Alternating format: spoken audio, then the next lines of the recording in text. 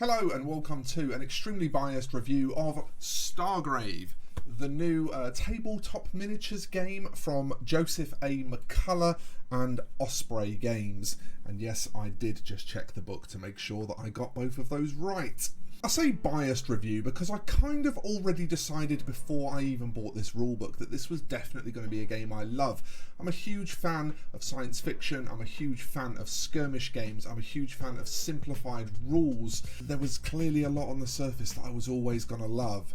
But there is still a mission statement to this review, so I'll give you that so that you know kind of what you're getting in for before you sit down for it. First thing I want to do is provide a quick overview of the game setting, go over, some of the very basic ins and outs of what forms the world. I'll also be giving some early/first impressions on the book itself and the miniatures that you use to play the game. And of course I'll be talking about what I think of the rule set itself. We'll go over some ideas for different crews that I've had. And during all that, we'll also be talking about price and availability of various things, and then I'll do a little roundup on price and availability at the end as well. So let's start by talking about the game setting. The game has at large been heralded as kind of Frostgrave in space, but I do think that's a bit of an oversimplification and perhaps doesn't fully do the game justice. Whilst I haven't personally played Frostgrave, so I can't comment definitively on the differences or similarities in the play experience, many people who have played both are reporting that just the transplantation into a sci-fi setting in and of itself is enough to have created quite a drastic change in the feel of the game. As for the setting from a narrative perspective, I think the easiest way to communicate that is to maybe read an excerpt from the book. So this is found on page 5 of the Stargrave rulebook. In a galaxy torn apart by the last war, vast pirate fleets roam from system to system, robbing, extorting, and rounding up slaves. Any attempt to form any kind of central authority larger than a city-state is quickly and brutally crushed. In this dark time, the only way to survive is to stay small and inconspicuous. Amidst this chaos, however, thousands of independent crews manage to carry on their business. Smugglers, relic hunters, freedom fighters, and mercenaries roam the dead stars in small ships, scratching out a living any way they can. Now does that, maybe not in detail, but in feel, does it remind you of something? That kind of bleak yet simultaneously hopeful future? And with Firefly being one of my most beloved and adored sci-fi TV shows, the game kind of conjuring similar feels for me kind of gave it immediate appeal. Okay, let's talk about the Stargrave rulebook, which currently is the only publication that is released and that you need to play the game. First of all, the book is beautifully illustrated. The art style kind of reminds me of like 3rd edition Dungeons and Dragons onwards, but with a sci-fi setting. It's really beautifully, professionally created art. The fonts are clean and clear, and they're large enough that I can read them at arm's length with no trouble at all. Obviously your mileage may vary there. The only thing I will say as a downside is that whilst the text is nice and clear and easy to read, it's a fairly sizable book, 170 odd pages, and whilst it does have a table of contents, it doesn't have anything like a glossary of terms or an index, and those things probably would be quite helpful since you're going to be flipping through it a lot. However, going back to the upside, it is also a £20 rulebook. It's not an expensive game to get into, and if Frostgrave is anything to judge by, it will probably be the only book you actually need to play the game for a very long time. Okay, I've been excited about this bit. Let's talk about the miniatures. One of Stargrave's most wonderful features, in my opinion at least, is that it actively encourages you to use whatever miniatures capture your imagination or that you prefer or that you even just have at hand.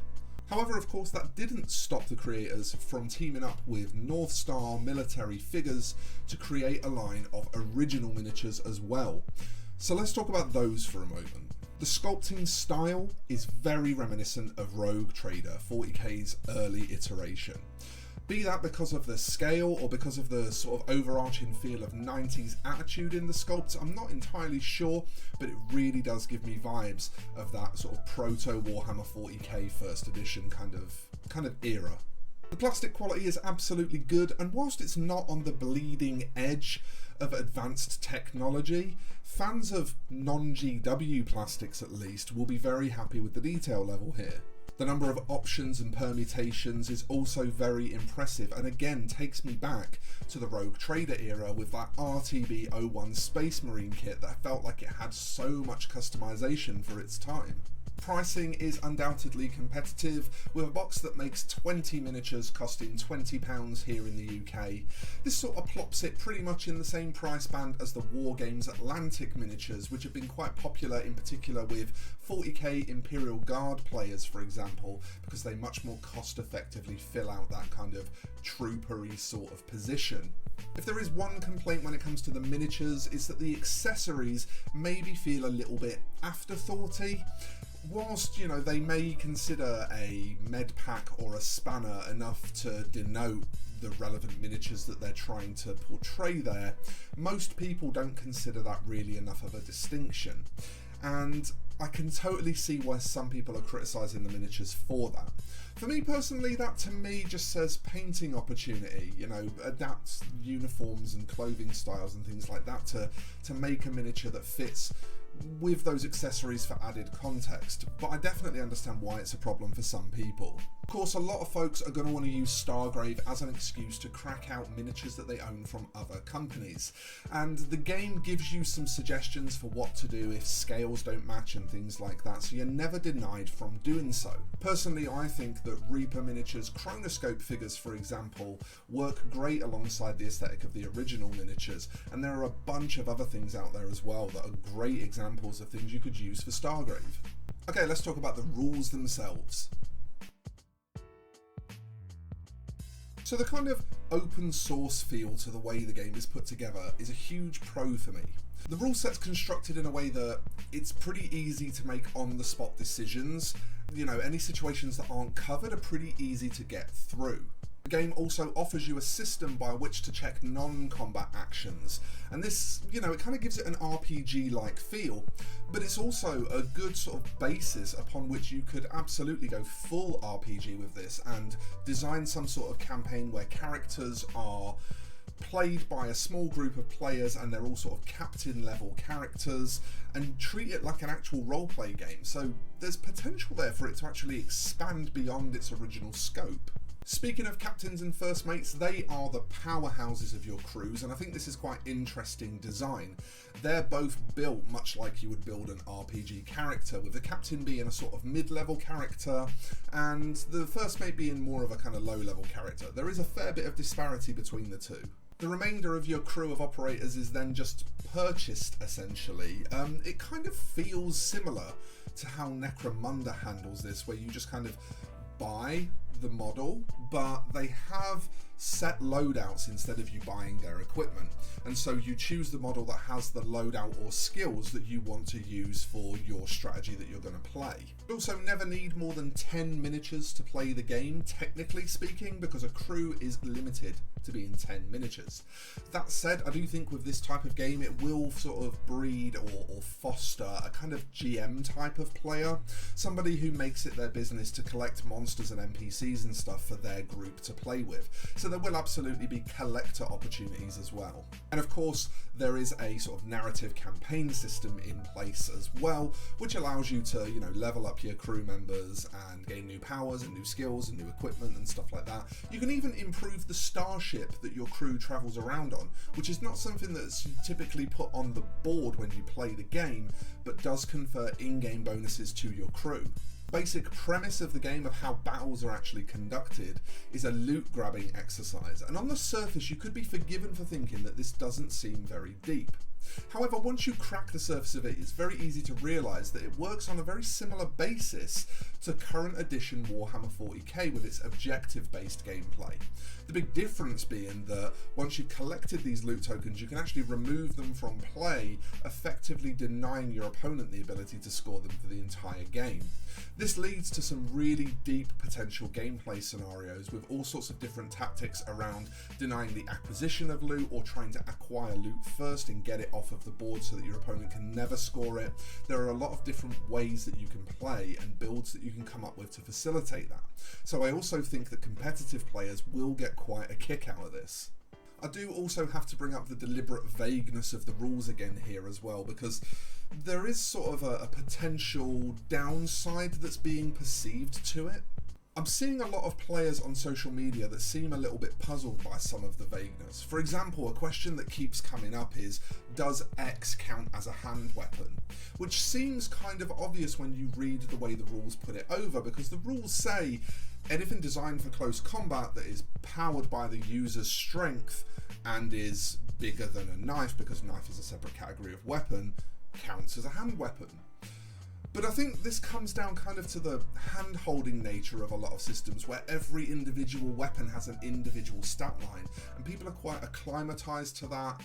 However, for someone who's more of from a kind of live-action role-playing background, for example, it's very common to mass group weapons together like this. Most live-action role-playing systems actually do this, where the majority of one-handed weapons just use one stat, the majority of two-handed weapons use one stat, and then usually bows and crossbows use the same stat line as well. So it's not an abnormal thing, but I do think it's a little bit atypical for miniature war games, and it's probably going to take some people a little bit of getting used to. Others may just straight up not like it at all. Okay, let's talk about some inspiration for crews and how you can put them together. I've had a number of very obvious ideas for crews, such as, for example, the cast of Firefly or a squad of RTB-01 Rogue Trader Space Marines. But I think pretty much everybody who plays this game is going to have some kind of fandom that they love, and they have an immediate inspiration for a way to transfer that to Stargrave. Things like Star Wars, for example, are very easy to fit into this setting. But there's also the approach that you can take of just going for a kind of aesthetic unity and creating an entirely original warband of, heroes of your own creation. I've already shown Wargames Atlantic's Einhire, I think that's how it's pronounced, earlier, but their Raumjäger and Grognard's factions would also be great to use as starting crews for Stargrave. Similarly, earlier I showed a Reaper miniature, and their general sort of approach to sci-fi post-apocalyptic and steampunk and stuff like that tends to tie together aesthetically quite well. They tend to use the same small group of sculptors, so you could easily produce a pretty great looking crew just by cherry picking from Reaper Miniatures offerings. What's more, all of these previously discussed options also will mix really nicely into the official North Star military figures. It doesn't roll off the tongue super easily. North Star military figures collections. So you could, quite happily take mixtures of various things and plot them together to form some pretty cool looking crews too. In fact, my plan for this is to use Reaper metals for like captains, first mates, and a couple of key characters here and there, and then fill out the ranks using the North Star official boxed miniatures. And what this is going to mean is that with a handful of bits off my shelf and one box of miniatures, I can probably get about 3 unique crews together, which is actually pretty great as a point of entry into the game. And if you're feeling a little bit more spendy, then you would struggle to do better than the Corvus Belli Infinity game. The miniatures from that are just great. Particularly the Yujing and Pan-Oceania factions, I think, fit really, really well into Stargrave, but the quality of their miniatures is fantastic. However, it does come with a price tag. And speaking of price tags, let's have a quick roundup now of prices and availability, where you can get stuff and that kind of thing. The rulebook and all of the official miniatures can be found at North Star Military Figures website, which of course I will link in the description below. Alternatively, the rulebook can also be found on Amazon, and I'll also give you a link to that. The rulebook prices in at sort of 20 to 25 quid depending on where you get it, and the miniatures, I believe I mentioned this earlier, are in box sets of 20 figures for £20. Wargames Atlantic also have their own web store, which again I will link in the description. The Deathfield series that I recommended, those are boxed in 24s and they're £25. Reaper miniatures are actually available from thatmrshy.com, my own web store. So it was a recent decision that I reached to expand a little bit beyond just offering 3D printed miniatures. Single metal figures tend to come in at sort of around the £6 mark. And again, there will be a link to my web store in the description. And then finally, Corvus Belli lives generally at Element Games here in the UK. They carry a pretty wide range of stock for Infinity, but they are definitely, and I said this before, the priciest thing that I would recommend for Stargrave. Single minis sort of run in the £10 to £15 mark, and booster packs of 3 are over £30. This isn't, of course, to say that you can't also just be using things like your 32mm scale games workshop stuff, and I don't think that that's a problem at all, but I think that's also just a very obvious solution that a lot of us will already have on the shelf, so I wanted to offer a range of other things that perhaps you hadn't considered as ways to fill out your crews for Stargrave. And that concludes my extremely biased review of Stargrave.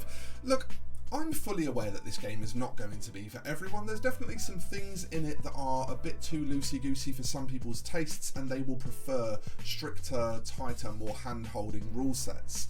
But I love it. I really, really do like this game. I'm feeling very inspired by it. I can't wait to get as many games as possible in. I've even started looking into how to play it on Tabletop Simulator so that I can play it over a distance.